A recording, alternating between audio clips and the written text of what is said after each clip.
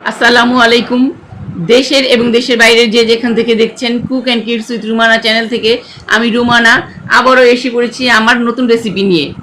তো বন্ধুরা, আজ আমি আপনাদের করে দেখাবো মজাদার জাম ভর্তা এবং ডেউয়া ভর্তা। পুষ্টিগুণে ভরপুর এই ভর্তার রেসিপিটি আপনারা একদমই স্কিপ করবেন না, কারণ এই রেসিপির মাঝে মাঝে আমি এর পুষ্টিগুণ সম্পর্কে আপনাদের দারুণ তথ্য দিব।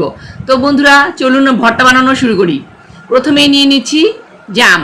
এখানে আমি কালো জাম ভালোভাবে পরিষ্কার করে ধুয়ে নিয়েছি। এখন আমি জামগুলোকে ভর্তা করে নিব। ভর্তার মধ্যে আমি দিয়ে দিচ্ছি কাঁচামরিচ, দিয়ে দিচ্ছি লবণ আর সামান্য চিনি। চিনিটা দিলে জাম ভর্তাটা খেতে খুবই মজা লাগে। অনেকেই আপনারা চিনি দেন না, কিন্তু আমি জাম ভর্তায় চিনি দিই। চিনি দিলে আমার কাছে খুবই ভালো লাগে খেতে। এখন মরিচগুলো ডলে ডলে আমি ভর্তাটা বানিয়ে নিব। জাম কিন্তু বন্ধুরা দারুণ ভিটামিন সি এ ভরপুর, আর তাছাড়া জামের পটাশিয়াম হৃদরোগের ঝুঁকি কমায়। আর জামের রয়েছে এমনই একটা উপাদান যা শর্করার মাত্রা নিয়ন্ত্রণ করে ডায়াবেটিস রোগীদের জন্য কিন্তু খুবই উপকারী। এছাড়াও জামে আয়রন রক্তশূন্যতাও কিন্তু প্রতিরোধ করে।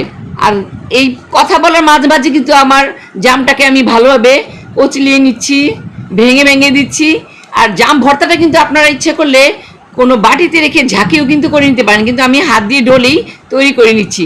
দেখুন, জাম কিন্তু ডলার সাথে সাথে কি সুন্দরভাবে জামের রসগুলো বেরিয়ে আসছে।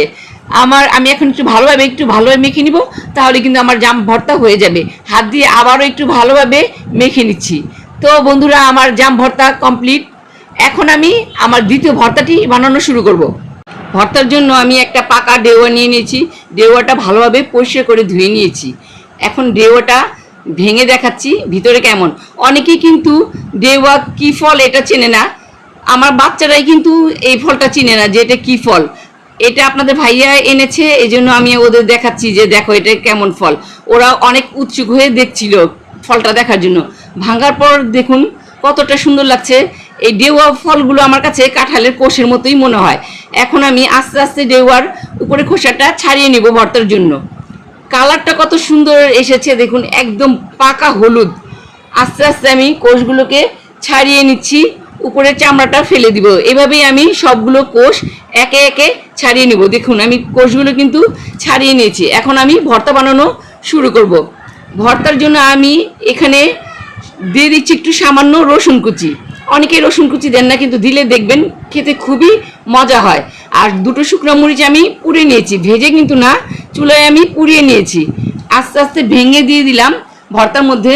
এখন এর মধ্যে দিয়ে দিচ্ছি লবণ, পরিমাণ মতন লবণ দিয়েছি।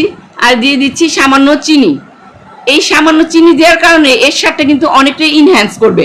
আপনারা বিশ্বাস না হলে একটু চিনি দিয়ে ডেওয়ার ভর্তাটা খেয়ে দেখতে পারেন।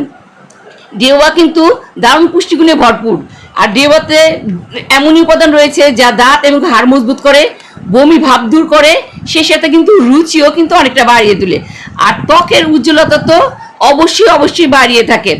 স্ট্রোক আর হৃদরোগের ঝুঁকিও কিন্তু অনেকটা কমিয়ে নেয়। তো বন্ধুরা, আজ আমার এই দুইটা ভর্তার রেসিপি আপনাদের কাছে কেমন লাগলো? যদি ভালো লাগে তাহলে অবশ্যই সাবস্ক্রাইব, লাইক, কমেন্ট, শেয়ার করে দিবেন। আজ এ পর্যন্তই।